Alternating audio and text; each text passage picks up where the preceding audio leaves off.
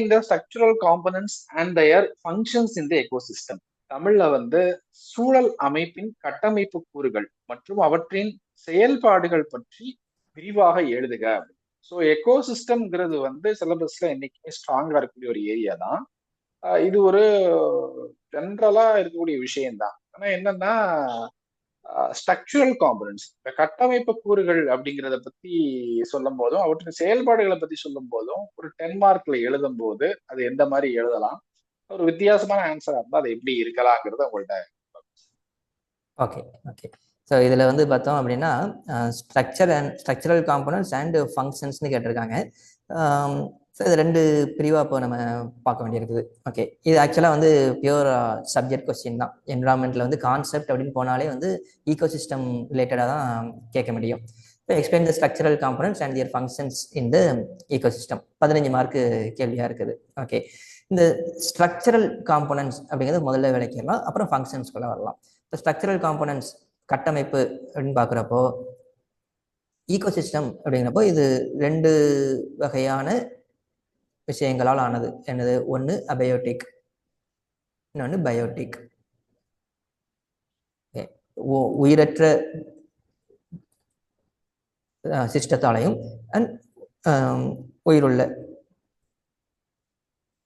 சிஸ்டத்தாலையும் ஆனதுதான் ecosystem structure. இப்போ அபயோட்டிக் அப்படிங்கிறப்போ நம்ம காற்றா இருக்கட்டும், நீர், வாட்டர், நீர், இதனால் ஆனது. மற்ற எல்லாமே ஒரு டெட் வுட்டாக இருக்கட்டும், மற்ற கனிமங்களாக இருக்கட்டும், வாட் எவர், இது எல்லாத்தாலையும் ஆனது. மினரல், கனிமங்கள், காற்று, தண்ணி, ஸோ இதெல்லாம் அபயோட்டிக்கில் வந்துடும். பயோட்டிக் அப்படிங்கிறப்போ all species, plants, animals, microbes, இதனால் ஆனது. ஸோ இது ரெண்டும் சேர்ந்த ஸ்ட்ரக்சர் தான் வந்து நமக்கு அனிமல்ஸ், மைக்ரோப்ஸ், நுண்ணுயிர்கள், இதெல்லாம் சேர்ந்தது பயோடெக். ஸோ இந்த ரெண்டும் சேர்ந்த ஒரு ஸ்ட்ரக்சரல் ஃபார்ம் தான் வந்து ஈகோசிஸ்டம் ஃபார்ம் ஆகுது. ஓகே, அப்போ ஈகோ சிஸ்டம் அப்படின்னு சொல்கிறப்போ இப்போ ஜென்ரலாக வந்து என்விரான்மெண்ட் அப்படின்னு எடுக்கிறப்போ நம்ம பயோட்டிக் என்விரான்மெண்ட், அபயோட்டிக் என்விரான்மெண்ட் இப்படிலாம் எடுக்கலாம். ஈகோ சிஸ்டம் அப்படிங்கிறப்போ அந்த சிஸ்டமில் இருக்கக்கூடிய உயிர்கள், அந்த உயிர்களுக்கு இடையில இருக்கக்கூடிய தொடர்பு, அந்த தொடர்பு பயோட்டிக் அபயோட்டிக் ரிசோர்ஸஸை யூஸ் பண்ணி இருக்கும். ஜென்ரலாக எல்லா உயிர்களுக்கு இடையிலான தொடர்பு வந்து அந்த சிஸ்டத்தில் இருக்க என்விரான்மெண்ட்டில் இருக்கக்கூடிய பயோட்டிக் அபயோட்டிக் ரிசோர்ஸை பொறுத்து அதுகளுக்கு இடையில எல்லா தொடர்பும் இருக்கும். அதுதான் வந்து ஈகோ சிஸ்டம் அப்படின்னு சொல்லுவோம். அப்போ அந்த ஈகோ சிஸ்டத்துக்கான ஒரு டெஃபினிஷனை நம்ம கொடுத்துடலாம். என்னென்ன ஸ்ட்ரக்சர் அப்படின்னு சொல்லிட்டு ஈகோ சிஸ்டம்னா என்ன?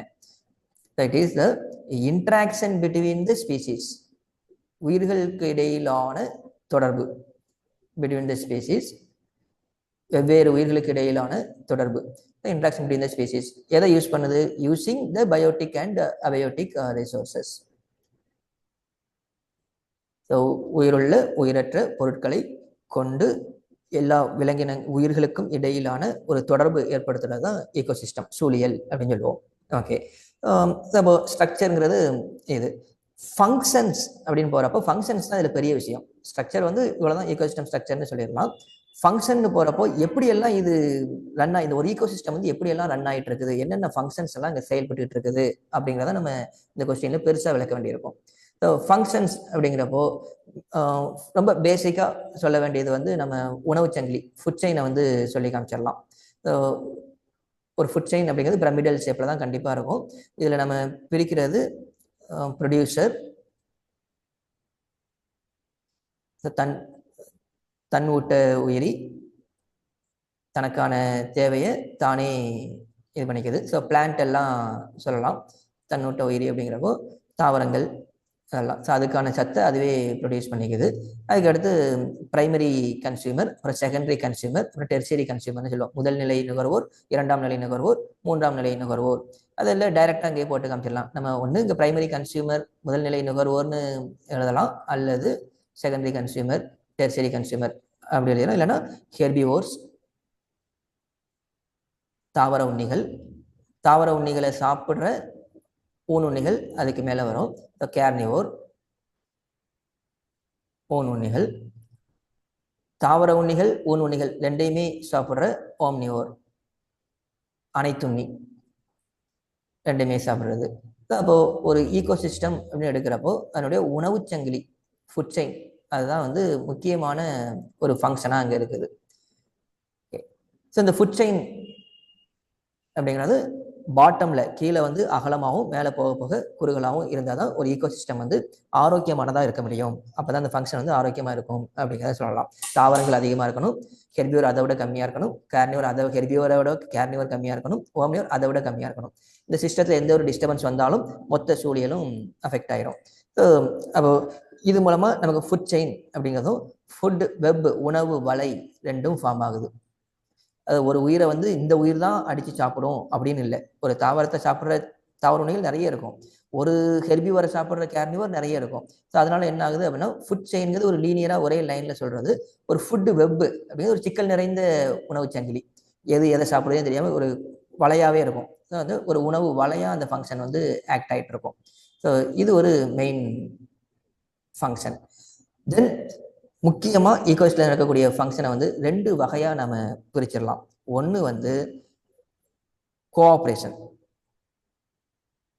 ஒன்றை ஒன்று சார்ந்து வாழ்றது, உதவியோடும் சார்ந்து வாழ்றது கோஆப்ரேஷன் சொல்லிடுவோம். ஒன்றுக்கு ஒன்று போட்டி போட்டு வாழ்றது காம்படிஷன். ஸோ ஃபங்க்ஷனில் வந்து இது முக்கியம். சார்ந்து வாழ்தல், போட்டி போட்டு வாழ்தல், இந்த ஃபங்க்ஷன் சிஸ்டத்தில் வந்து எல்லா இடத்துலையும் நடந்துகிட்டு இருக்கும். இப்போ சார்ந்து வாழ்தல் அப்படிங்கிறப்போ ஒரே உயிர்களுக்குள்ளேயும் அந்த சார்ந்து வாழ்தல் இருக்கும், வெவ்வேறு உயிரினங்களுக்கு இடையிலையும் சார்ந்து வாழ்தல்ங்கிறது இருந்துட்டு இருக்கும். அதே போட்டி அப்படிங்கிறது ஒரே உயிரினங்களுக்கு இடையிலான போட்டியும் இருக்கும், வெவ்வேறு உயிரினங்களுக்கு இடையிலான போட்டியும் இருக்கும். அப்போ இந்த சார்ந்து வாழ்தலையும் நம்ம என்ன பண்ணிடலாம் அப்படின்னா between same species, between different species, வெவ்வேறு உயிரினங்களுக்கு இடையிலான சார்பு, ஒரே உயிரினங்களுக்கு இடையில் இருக்கக்கூடிய போட்டி பிட்வீன் சேம், வெவ்வேறு உயிரினங்களுக்கு இடையில் இருக்கக்கூடிய போட்டி வகைகள், இதை பிரிச்சிடலாம். இதில் முக்கியமாக இப்போ போட்டி அப்படிங்கிறப்போ ஒரு கேர்னிவர் இருக்குது அப்படின்னா ஊனுண்ணி இருக்குது அப்படின்னா நிறைய ஊனுண்ணிகள் இருக்கும். அந்த நிறைய ஊனுண்ணிகளுக்கு ஒரே தாவர உண்ணி வந்து உணவாக இருக்கும். அப்போ அந்த ஊனுண்ணிகளுக்கு இடையில வந்து போட்டி இருக்கும். அதான் பிட்வீன் டிஃபரண்ட் ஸ்பீசிஸ் சொல்றது. அதேமாதிரி இப்போ சார்ந்து வாழ்தலில் வந்து என்னெல்லாம் சொல்லலாம் அப்படின்னா முக்கியமாக ஒரு 3 விஷயம் சொல்லி முடிச்சோம்னா கரெக்டாக இருக்கும். மியூச்சுவலிசம், இரண்டு உயிர்கள் தன்னுடைய சர்வைவல் வாழ்வுக்காகவே சார்ந்து இருக்கிறது, மியூச்சுவலிசம். ரெண்டாவது புரோட்டோ கோஆபரேஷன். புரோட்டோ கோஆபரேஷன் அப்படிங்கிறது ரெண்டு உயிர்கள் ஒன்று சார்ந்து இருக்கும், ஆனால் ஒன்று இல்லைன்னா ஒன்று இருக்கவே முடியாதுன்னு கிடையாது. அதனுடைய வாழ்வுக்காக சார்ந்து இருக்கிறது இல்லை, ஆனால் சார்புத்தன்மை இருந்துகிட்டு இருக்கும். So proto cooperation. இன்னொன்று வந்து கமன்சலிசம். ஸோ இந்த மூணையும் நம்ம சொல்லி காமிக்கலாம்.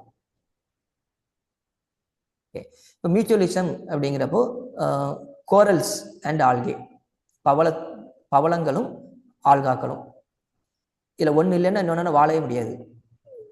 ஆல்கே இல்லை அப்படின்னா பவளத்தால் வாழ முடியாது, பவளம் இல்லைன்னா அந்த பர்டிகுலர் ஜூஜாந்தலை ஆல்கேவால் வாழ முடியாது. ஏன்னா ஜூஜாந்தலை ஆல்கே கோரல்ஸில் தான் வந்து ஒட்டி இருக்கும், அதை சார்ந்து தான் வாழும். அப்போது இது மியூச்சுவலிசமில் அதனுடைய வாழ்வுக்காகவே சார்ந்து இருக்கிறது. இப்போ புரோட்டோ கோஆபரேஷன் அப்படிங்கிறப்போ எந்த ரெண்டு உயிர்கள்னாலும் எடுத்துக்கலாம், ஓரளவுக்கு சார்ந்து இருக்கும். இப்போ ஃபார் எக்ஸாம்பிள் என்ன சொல்லணும் அப்படின்னா கோரல்ஸையும் க்ளோன் ஃபிஷ்ஷையும் சொல்லலாம், இல்லைன்னா ஏதோ ஒரு ரெண்டு உயிர்கள் எடுத்துக்குமே. இப்போ ஒரு எக்ஸாம்பிள் சொல்லுவாங்க, ஒரு முதலுடைய வாய்க்குள்ள போய் ஒரு பறவை வந்து பல்லுக்குள்ள இருக்கிற உணவெல்லாம் எடுத்து சாப்பிடுவோம்னு சொல்லுவாங்க. இப்போ அந்த முதலை இல்லைன்னா அந்த பறவை இனமே அழிஞ்சு போயிருமா, இல்லை அந்த பறவை இல்லைன்னா அந்த முதலை இனத்துக்கு பாதிக்கப்பட்டு நோய் வந்து அழிஞ்சு போயிருமா, அப்படிலாம் கிடையாது. சார்ந்து இருக்குது, உணவுக்காக சார்ந்து இருக்குது, அது வந்து கிருமி இல்லாம பாதுகாத்துக்குது. ஆனா இது இல்லைன்னா அது வாழவே முடியாம போயிருமானா இல்லை, அது வந்து புரோட்டோ கோஆபரேஷன் சொல்லுவோம். இப்போ கமன்சலிசம் அப்படிங்கிறதுக்கு ஒரு சின்ன எக்ஸாம்பிள் சொல்லணும் அப்படின்னா ட்ரீ அண்ட் எபிபைட்ஸ். எபிபைட்ஸுங்கிறது சார்ந்து வாழும் தாவரம், இன்னொரு தாவரத்தை சார்ந்து வாழும் தாவரம். இதுல வந்து எபிபைட்ஸ் வந்து ட்ரீயை டிபெண்ட் பண்ணி இருக்கும், அதாவது ஒரு ஸ்மாலர் வந்து ஒரு பிக்கரை வந்து லார்ஜரை வந்து டிபெண்ட் பண்ணி சார்ந்து வாழுது.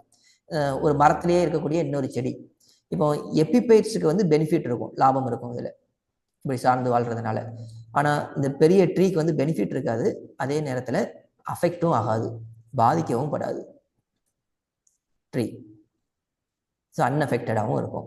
ஸோ அப்போ கோஆபரேஷன் அப்படிங்கிறதுல தன்னுடைய வாழ்விற்காகவே சார்ந்து வாழ்தல் ஒன்று, இன்னொன்று ஒரு ஈகோசிஸ்டத்துல இருக்கிறதுனால சார்ந்து வாழ்தல் ஒண்ணு, இன்னொன்னு சார்ந்து வாழ்றதுனால இன்னொரு உயிர் வந்து பாதிக்கப்படாம இருக்கிறது ஒரு வகையான கோஆபரேஷன். இப்போ 3 வகையான கோஆபரேஷனை சொல்லலாம்.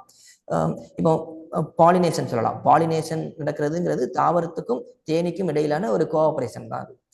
தேனீக்கு தேன் கிடைக்குது, பாலினேஷன்ல ஃப்ளவர் வந்து ரீப்ரொடக்ஷன் வந்து நடக்குது. அப்போ ரெண்டும் ஒன்று சார்ந்து வாழுது. அப்படிங்கிறப்போ இப்போ தேனி இருந்தால் தான் பாலினேஷன் நடக்குமா, மகரந்த சேர்க்கை நடக்குமானா இல்லை, மற்ற உயிர்கள் கூட பண்ணுது. அப்போ சார்ந்து வாழ்தலே வேற வேற வகைகள் இருக்குது. அப்போ இந்த ஃபங்க்ஷன்ஸ் அப்படிங்கிறதுல இந்த உணவு சங்கிலி ஃபுட் செயின், உணவு வலை ஃபுட் வெப், அப்புறம் கோஆபரேஷன் சார்ந்து வாழ்தல், காம்படிஷன் போட்டியோடு வாழ்தல், இதெல்லாம் சேர்ந்தது தான் ஒரு சூழியல், ஒரு ஈகோசிஸ்டமாக இருக்க முடியும். ஸோ இப்போ ஒரு 15 மார்க் கேள்வி அப்படிங்கிறப்போ ஸ்ட்ரக்சர் அப்படிங்கிறப்போ ஒரு ஈகோசிஸ்டத்துடைய ஸ்ட்ரக்சர்னா என்ன, பயோட்டிக் அபயோட்டிக் ரிசோர்ஸஸ் எல்லாம் ஆனது அப்படிங்கிறத சொல்லிட்டு, தென் ஈகோசிஸ்டத்துடைய ஃபங்க்ஷன்ஸ் அப்படிங்கிறப்போ இன்ட்ராக்ஷன், ஈகோசிஸ்டம்னா என்ன அப்படிங்கிற டெஃபினேஷனை சொல்லிட்டு, தென் ஈகோசிஸ்டத்துடைய ஃபங்க்ஷன்ஸ் என்னெல்லாம் நடக்குது அப்படிங்கிற சொன்னா ஒரு இது தாராளமாக வந்து ஒரு 2.5 பக்கத்துக்கு வந்து இந்த ஆன்சர் கொண்டு வந்துட முடியும். இவ்வளோதான் தேவை. That's all. Okay sir.